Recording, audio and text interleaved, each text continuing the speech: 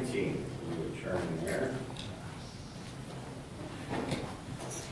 And I did not write on here where we're going to start. All right, so Tammy is watching Grandma.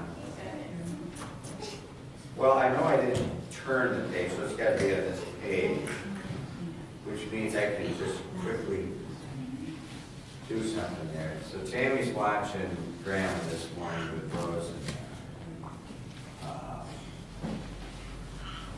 Little. 33. 33. Yeah, that's right. I was suspicious. All right, Paul's protection. That is the last of this group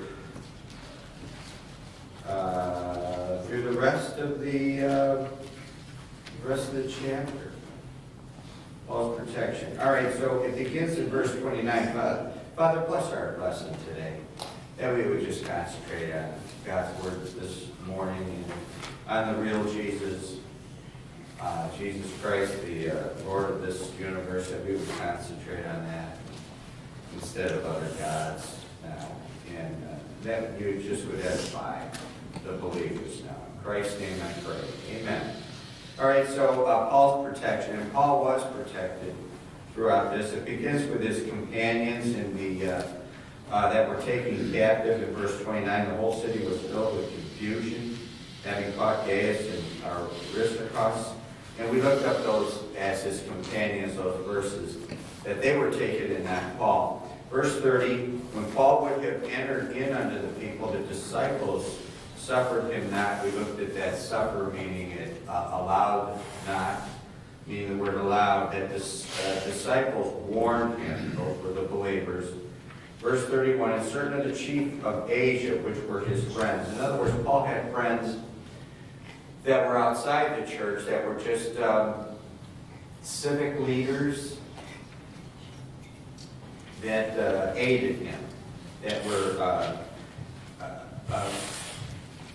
Jesus was what? What was he, some of the things he was accused of. He was a friend of what? Publicans and sinners. And publicans and sinners, that doesn't mean saved people. That means they were lost. And he was friends with them by dying on the cross for them and doing what he could to woo them to trust in him.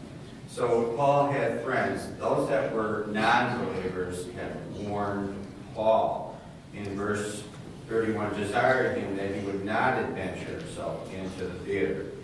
All right, and then verse 32, the word confusion is used in verse 29 and 32. Some therefore cried one thing, some another, for the assembly was confused. Men react without knowing all the facts.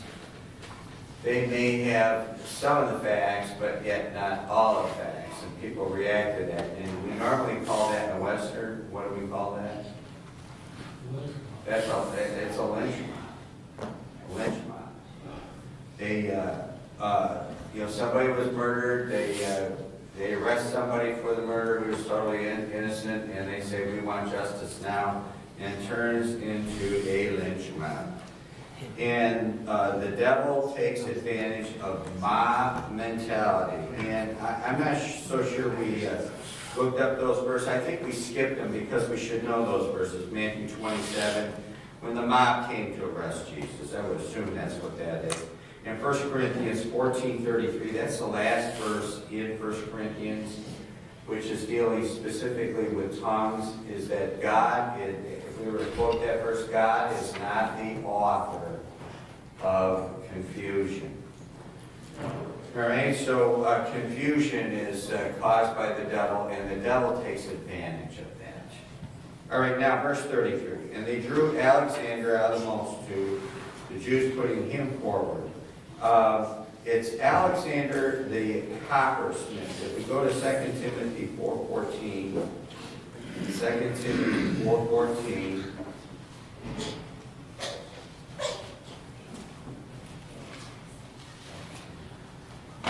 Alexander the coppersmith did me much evil. The Lord rewarded him according to his words.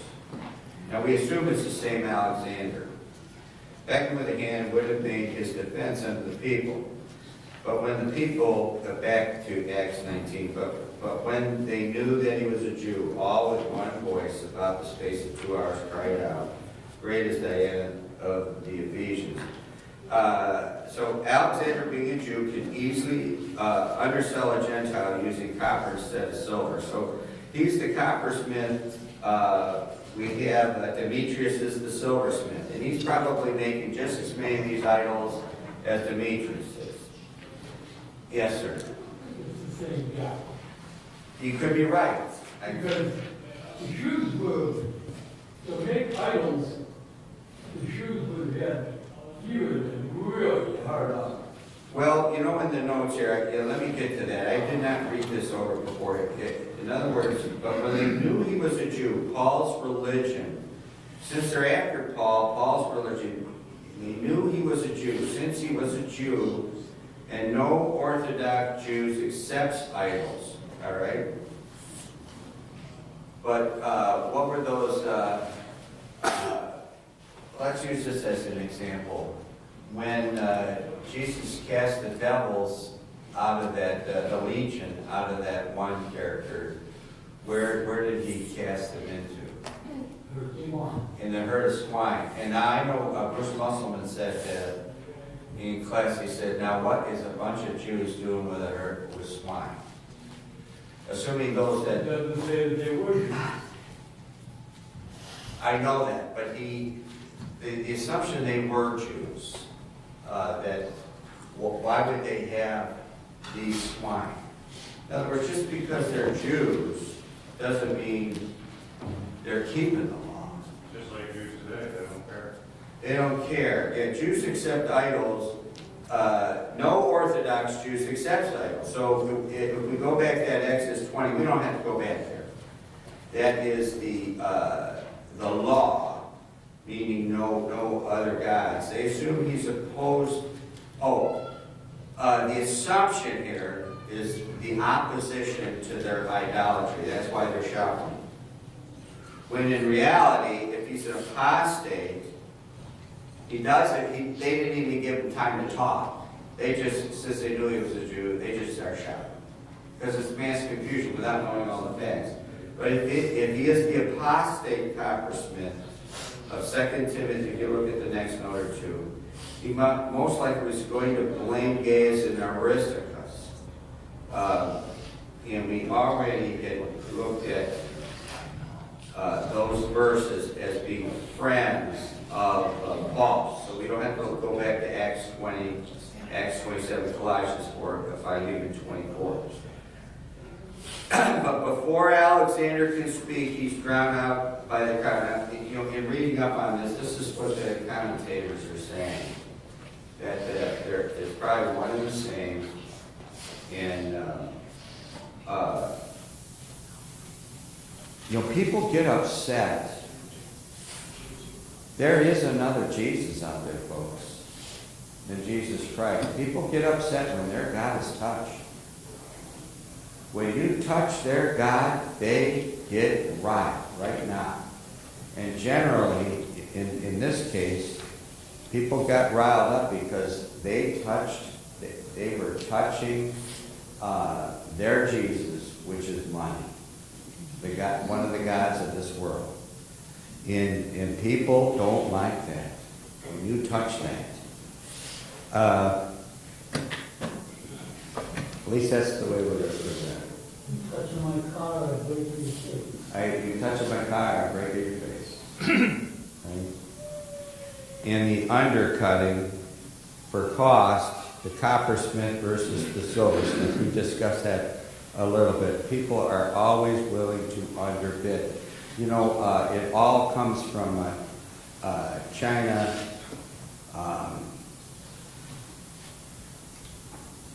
What's the city that the Brits owned? Hong Kong. Hong Kong. I took some. I took all the wedgewood out that was left in my mother's house out. There had to be a half dozen pieces. Well, there was I think I told you this last week. I took the salt and pepper shaker, I turned it over, and it says, I think it says made in Hong Kong. Hong Kong. Now, is Wedgwood made in Hong Kong? To make it Wedgwood so it unscrews, it has to be molded plastic. And even the white stuff that's glued on the outside, you can see the flash. You know anything about injection molding, you can see the flash from where the parts, when they mold this stuff, the two sides come together, they shoot the plastic in, and anything that squishes out in the seam, they want it to be a perfect seal. You get what's called flash. And then there's other things about molding. They put it together, they squish the plastic, and they know how much goes in there. When they push the plastic in, the air has to go somewhere, doesn't it? The air has to fill up, that's in the void, has to go out. And so it goes out through a vent. Well, once it goes out through the vent, you're going to have what's called a runner, and you get a spur in there, so you get this little thing that pokes out. And then they put it in a trim die. That thing goes into a trim die to cut it. Or they use what's called liquid runners, where the runners are always molten. They never solidify. And those are quick cycles, and it solidifies quickly. But you can see flash. So you know it was all molded. And then some of it discolored, so it's molded plastic. My sister-in-law said it's still worth something. But it says made in Hong Kong. Anything to, our deals with China, they say that China is stealing our technology in the boatloads. The multi-millions of dollars that they infringe on. That I think some of it started with President Carter, that he sold a lot of our technology. That this has got to be shared with the world. I mean, if you're the inventor, what do you normally put on your inventions? A patent. Well, So a lot of this technology is just being stolen. Jimmy Carter, a true commie. I'll share his. Yeah, I'll I share know. yours, and I'll share. I have to mine. admit, I voted for the guy. I did do that. We got- But I did wait. vote for him the second time. Okay, he can undersell the Gentile. They did know that he was, they knew he was a Jew. He doesn't have time to, now there are assumptions going on here. The assumption is that he's probably going to blame Gaius and Aristarchus. So the assumption is that. And so before he can speak, he's just drowned out. He's drowned out. They do a parody on Brian Starr. Remember Brian Starr? And then who was the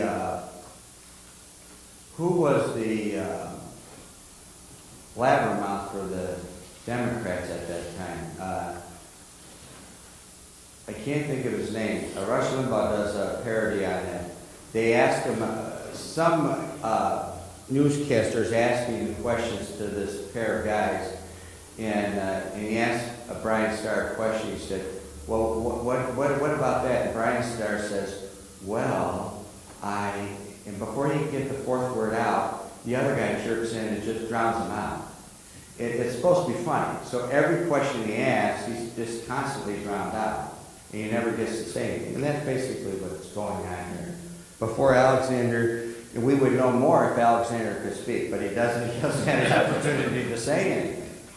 And so he's just totally drowned out. Now, this last one here, the town clerk.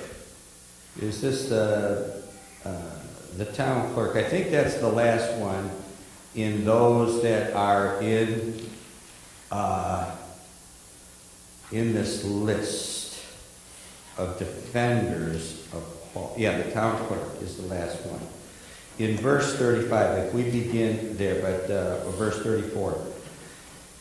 When they knew he was a Jew, all with one voice, about the space of 2 hours, cried out, great is Diana of the Ephesians. I guess that you could do that at a ball game. After 2 hours, you get pretty bored of that. These are adults. And when the town clerk, we would call those what authority? The what authorities? The civil authorities. When you act with, using that word, when everything is done in order, it's called what? You get the word civil. Isn't it called civility? Maybe I'm wrong. Civility, they're doing anything but civility. So the civil authorities is to keep the civility, it keep law and order. If you go to Romans 13, that's what those that are appointed are to do, keep law in order. So in verse 35, it says he appeased the people. He men of Ephesus, what man is there that knoweth not how that the city of the Ephesians is a worshiper of the great goddess Diana, the image which fell down from Jupiter. So he appeases the people to get them to stop. And then in verse 36, seeing then that these things cannot be spoken against, you ought to be quiet and do nothing rashly. So he's now reasoning with the people. And then he said, for ye have brought hither these men, meaning Paul's friends, which are neither robbers of churches, nor yet blasphemers of your goddess. So he defends Paul's companions. He's making peace so that this whole thing can be, go back to your normal life. Anybody like to have their life messed up? You know, what's normal for your life? Messed up, or you get up in the morning, you have breakfast, you do whatever you go, and you have this normal life. And when things get out of order, you're like, man, I can't wait till things get back to normality.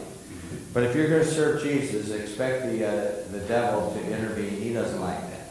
He doesn't like that. He defends his companions. He redirects the crowd to obey the law, the civil law, verse 38. Wherefore, if Demetrius and the Charismen which are with him have a matter against any man, the law is open, and there are deputies. Let them implead one another.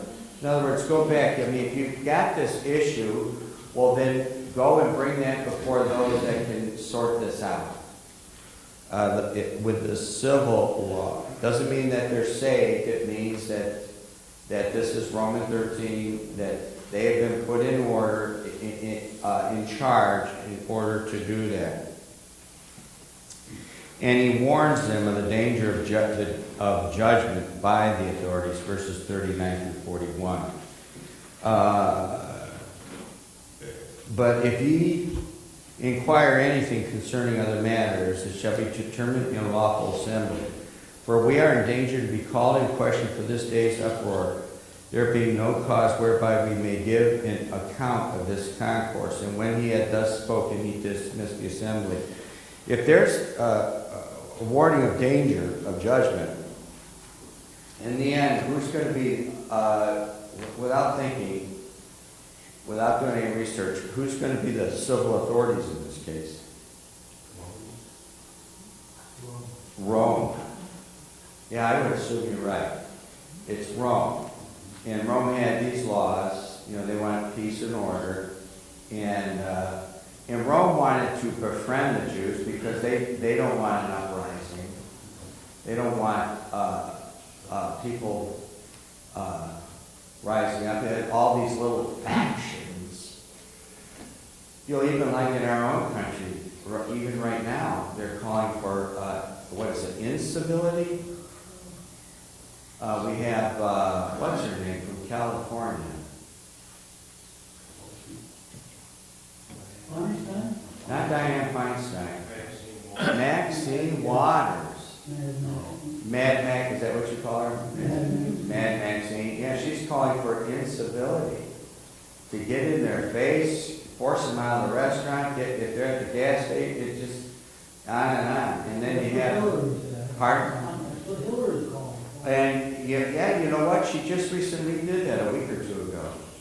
Yeah, what did she say?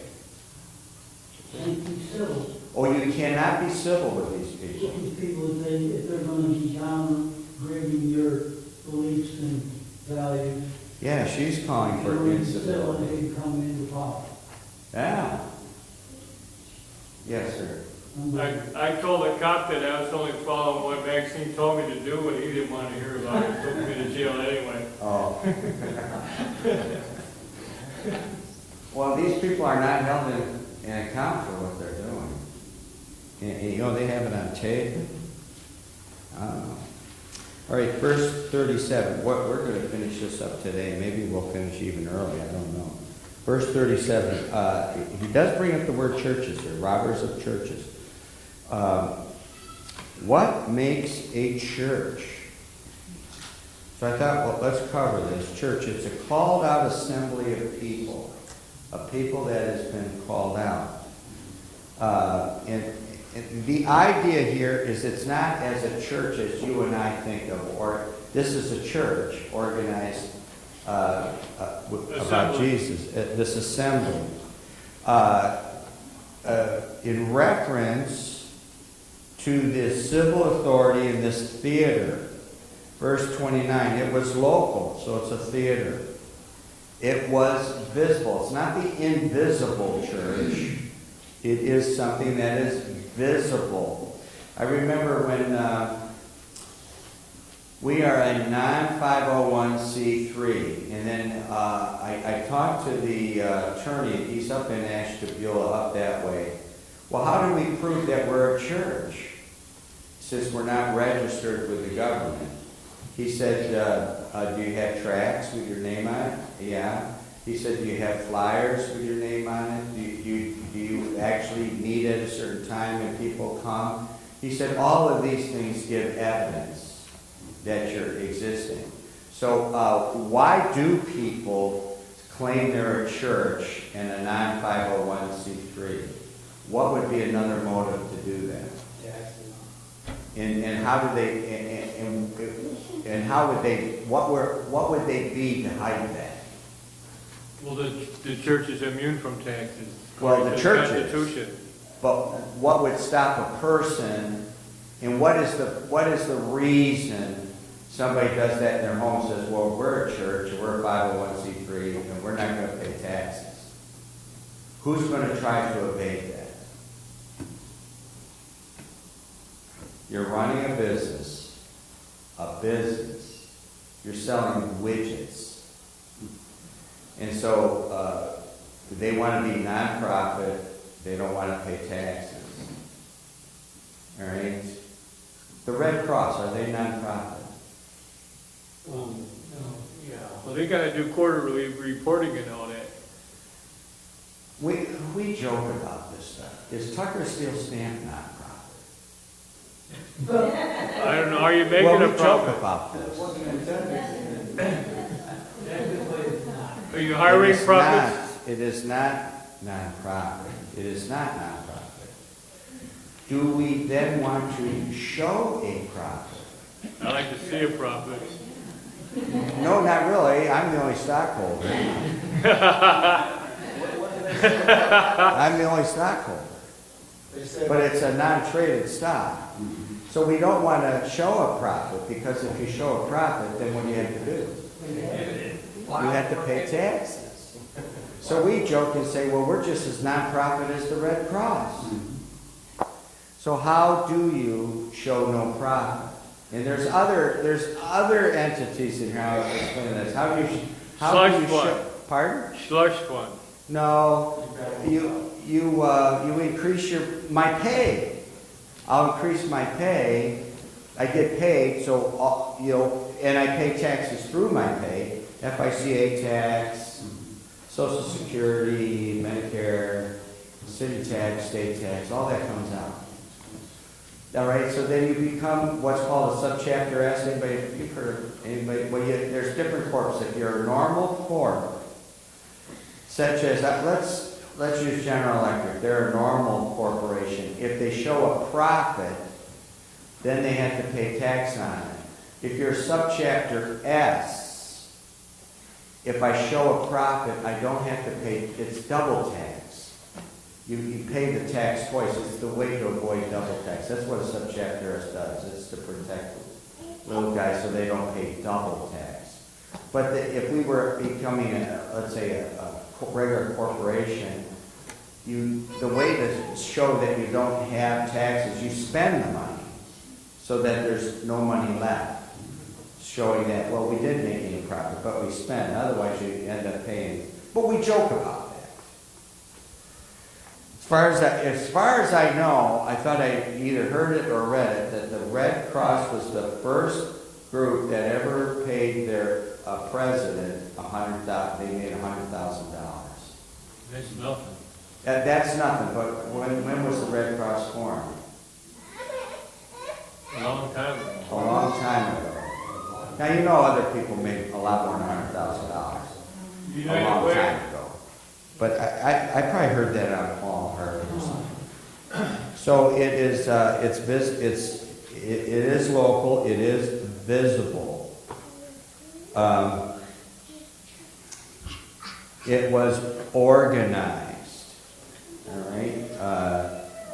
When we say organized, it is lawful. In other words, a church has a constitution, like this church. Our constitution is the Bible. Others have, when we were going to do this, we had gotten a bunch of different constitutions. In the end, we just decided, because others do this, they just use the Bible. It was constituted. In other words, it has members. This church was never, what do you call that when you organize a church? I never took that class. It's called what? Charter. Yeah, that's it. That's the word. We were never chartered. And constituted. It has members. Does the Elk Club have members? Do they have bylaws? Are they visible? Are they local? What's down here at Dead Man's Curve? What is it? Oh, that's Eagles. You got the Eagles, the Elks. What was it? The Oddfellows. What was Jackie Gleason, the Honeymooners? Raccoons. Oh, the Raccoons. But was that for real or is that? No. Or that was a joke. Now in town, Mike Carpenter did work at a place that had all through this house. He was doing restorations. An old building, and like at one of those old mansions, they have woodchucks everywhere through the house. Real ones. Stuffed woodchucks. It's whatever the deal is. Woodchucks. Yes. I got one that lives in my backyard. A woodchuck? Well. Got a big hole back to the tree. It was under a higher authority in verse 40. Called in question and give account of the concourse. Now we are under a higher authority, meaning heaven above. All right? That take care of, does it say this matter? It doesn't say that. Does it say that anyplace else? I don't know why I wrote that down. Oh no, matters, verse 39. And concerning inquire anything concerning other matters. All right, so it had a purpose. A civic assembly, then, meaning not a religious assembly. It can include that, but any civic assembly, then, by definition, is a church. Now, people don't think of it that way in our culture today. They don't think of it that way. When we say church, we think of a building with a steeple. That's what generally comes into people's minds. They don't think of the Elk or the Moose Lodge, the Raccoons, or whatever else is out there. The Oddfellows. There's probably an Epicurean club, and so on throughout. What's the one they get together on not PBS, 93 every Friday?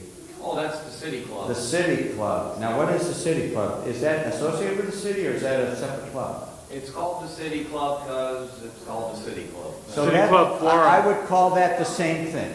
Yeah. They get together once a week, listen to a speaker, and have lunch. And that's what they do. It would come under this heading. City Club Forum. Yet Christ Church is referred to by Christ as my church. Right? Matthew 16, verse 18. We turn to Matthew 16. And upon this rock I will build my church.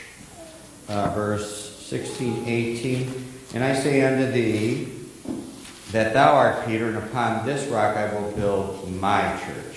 The gates of hell shall not prevail against it. Now, to interpret that, just for the fun of it, is Jesus goes down there, and it talks about. I think we go to. It could be Job. It could be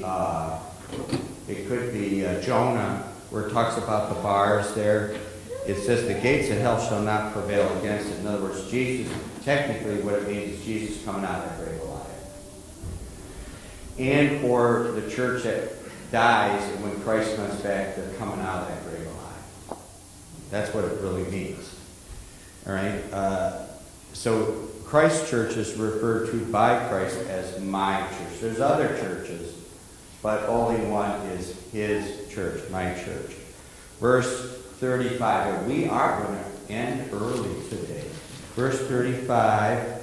Fell down from Jupiter. And I know it came up here. I think Brother Welsh brought it up one day. And right now he's not in here. But he brought it up one day when Paul and we were at the point where Paul and Barnabas, one was considered Jupiter, one was Mars. And I think in his center column, I forget exactly what it said, but this is long before Aristotle, and he had the telescopes, so they knew these things. So these two, let's see, what does it say in verse 35? And the image which fell down from the city, the worshiper of the great goddess Diana, and of the image which fell down from Jupiter. There's this image that fell down. They had these gods, and maybe these gods are not what you and I call Jupiter and Mars up there. You remember when I brought that up about Jupiter, and they said one was Jupiter and Mars, and then one was the spokesman for Mars. And you said that, well, it can't be the heavenly bodies because it's long before Aristotle and the telescope. Do you remember bringing that up? Yeah, when we were in Acts, talking about that. Yeah. So they had these gods before it. In other words, it may not be in reference to the literal planets. The literal planets. They come down from outer space. 2 Corinthians 4:4. What is that verse? The God of this world hath done what? Blinded the minds of them that believe not. Let's go ahead and go to these verses. There's the right one that came down, and there is the wrong one that came down. Let's go to the Gospel of John 5.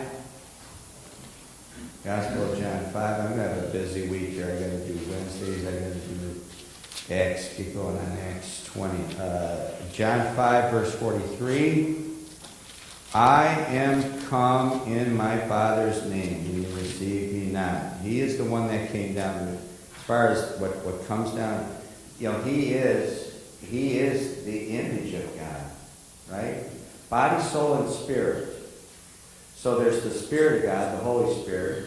We say the soul of God would be God the Father, and then the body of God is literally represented by Jesus. So you got the Trinity always there at any one time.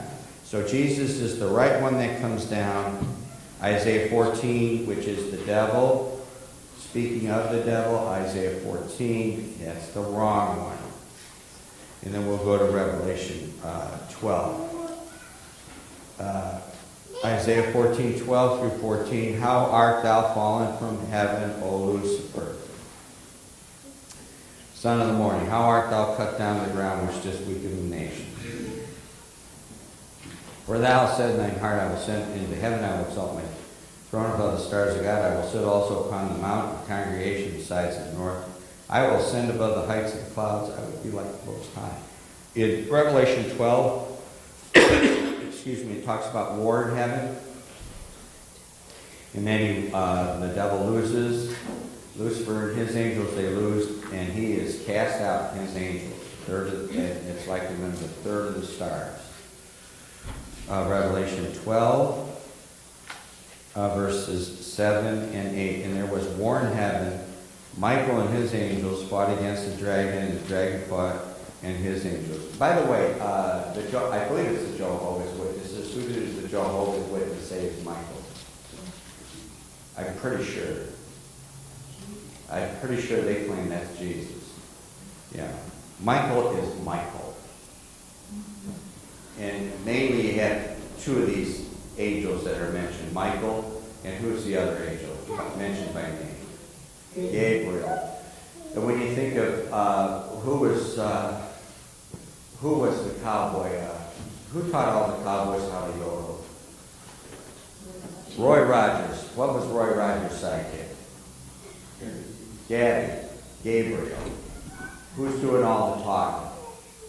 Gabriel or Michael? Gabby is Gabriel.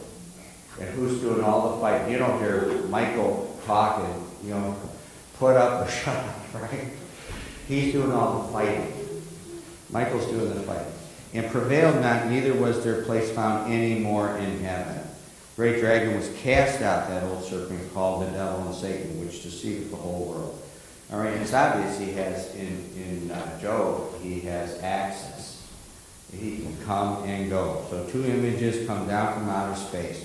One is Jesus Christ himself, God Almighty, and the other is the opposite of that, which is the devil, the wrong one. And we are ending exactly, as odd as it may seem, right on time, which is a rarity.